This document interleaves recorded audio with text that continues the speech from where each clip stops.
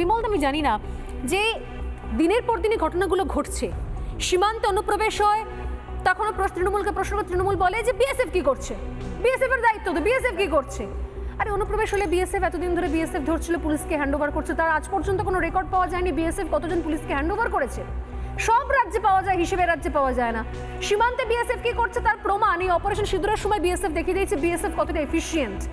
সীমান্তে বিএসএফ কি করছে জানতে গেলে যান আসামে, আজকে কোচবিহারেও হয়েছে, মানলাম বিএসএফ কে নিয়ে প্রচুর প্রশ্ন হচ্ছে যারা ভেতরে ঢুকে এলো এত সহজে এরকম প্যাকেজে এত সহজে করে সমস্ত কাজকর্মের সুবিধা পাচ্ছে কি করে, প্যাকেজে ড্রাইভিং লাইসেন্স, আধার কার্ড, ভোটার কার্ড পাচ্ছে কি করে, এক, এবং দুই হচ্ছে বিভিন্ন পেশাতে তারা ঢুকে পড়ছে কি করে, কেউ কোনো সন্দেহ করছে না কেন, ফেলোকড়ি মাখোতেল টাইপের হয়ে যাচ্ছে।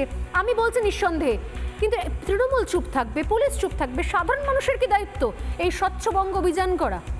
না, বিএসএফ আসামেও আছে, বিএসএফ মেঘালয়েও আছে, বিএসএফ ত্রিপুরাতেও আছে, সেখানেও যে ছোটোখাটো অনুপ্রবেশ ঘটে না সেটা আমি বলবো না, নিশ্চয়ই অনুপ্রবেশ ঘটে যায়, তারপরে তারা ধরা পড়ে, ধরা পড়লে কারণ আমাদের সীমান্তে কোনো পাঁচিল নেই, একদম পাঁচিল দেওয়া নেই, কোনো সিমেন্টের বাঁধানো পাঁচিল নেই, তো ওখানকার স্থানীয় কোনো নেতা মন্ত্রী বিএসএফ এর নামে গালিগালাজ করে না, কুৎসিত গালিগালাজ করে না। এখানে বিএসএফ সম্পর্কে উত্তর থেকে দক্ষিণ এই সরকারের সঙ্গে যুক্ত বড় বড় নামগুলো, বিএসএফ নাকি ধরে ধরে মেয়েদের রেপ করে বেড়ায়, এই কথাগুলো বলে, বিএসএফকে যত পারে ছোট করার চেষ্টা করে। কারণ একটাই, কারণ হচ্ছে অনুপ্রবেশ থেকে যতটা সম্ভব সুবিধে আদায় করো। স্বর্ণালী, এটা কথা বলি, এই বিতর্কটা আজকের নয়, বিগত শতাব্দীর 90-এর দশক থেকে এই বিতর্ক একবার তুঙ্গে উঠেছিল যখন স্বরাষ্ট্রমন্ত্রী ইন্দ্রজিৎ গুপ্ত বলেছিলেন যে কোটির বেশি শরণার্থী দেশে রয়েছে। জ্যোতি বসু তার লেখাটা আমার কাছে চাইলে বাড়ি থেকে বার করে দিতে পারবো, তিনি তার একটা কাগজে লিখেছিলেন যে প্রচুর অনুপ্রবেশকারী, তিনি সংখ্যাটা দেননি। কেন মমতা বন্দ্যোপাধ্যায় বলেননি? মমতা বন্দ্যোপাধ্যায় নিজে বলেছেন, বলে দিচ্ছি 4 আগস্ট 2005 এক তাল কাগজ নিয়ে স্পিকারের চেয়ারের দিকে ছুঁড়ে মেরে বললেন এই আমি পদত্যাগ করলাম। ওইভাবে পদত্যাগ হয় না, পদত্যাগে তার মেথড আছে, তাই পদত্যাগ উনি জানতেন, জেনে এই কাজটি করেছেন যে পদত্যাগ হবে না, নাটকটা হবে।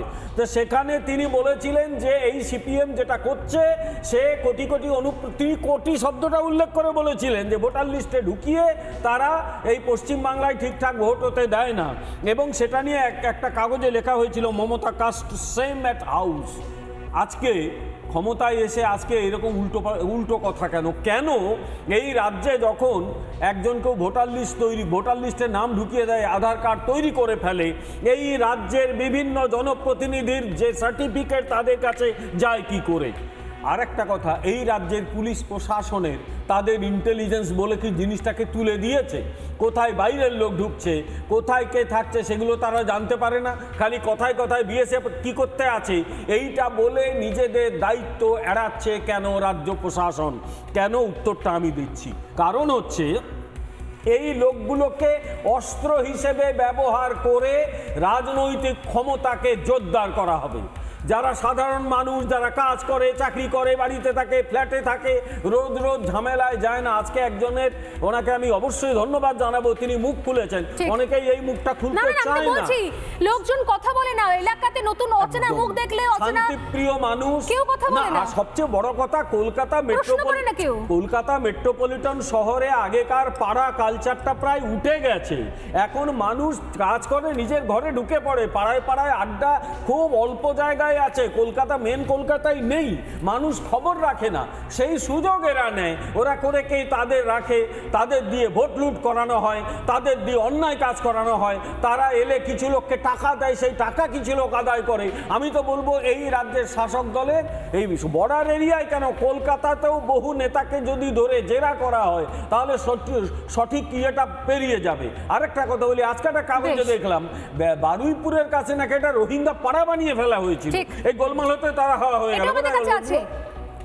কোথায় গেল? কে বসিয়েছিল? হুসেন গাজী, যদি সেই ভিজুয়ালটা থাকে আমি সেই ভিজুয়াল চালাতে বলবো। দেখাও ওটা, কে বসিয়েছিল? বারুইপুরের হুসেন গাজী একটা রোহিঙ্গা পাড়া বসিয়েছিল, সেখানে প্রায় 343 জন, ভুল না করি তারা সেখানে আমি চ্যালেঞ্জ করছি প্রশাসন তাকে ধরুক, তারপর তারা মিশে গেছে। আরেকটা বলি, এই রাজ্যের শাসক দলের বারাসতের নেত্রী প্রকাশ্যে বলে যারা বাংলাদেশ থেকে এসেছেন ভোটার লিস্টে নাম তুলতে গেলে অমুক দাদাকে ধরুন গিয়ে, সেই নেত্রীকে অ্যারেস্ট করা হয়েছে, আজ অব্দি কিচ্ছু হয়নি।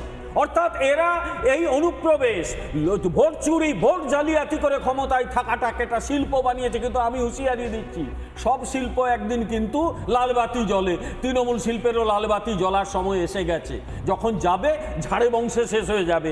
এইটুকু যেন, এটা ইতিহাসের শিক্ষাটা যেন মনে রাখে। আমি আসছি। নানা ধরনের কন্টেন্ট দেখার জন্য লাইক করুন, শেয়ার করুন আমাদের ফেসবুক পেজ, সাবস্ক্রাইব করুন আমাদের ইউটিউব চ্যানেল। পাশাপাশি অন্যান্য ব্রেকিং নিউজের জন্য অবশ্যই চোখ রাখুন রিপাবলিক বাংলায়।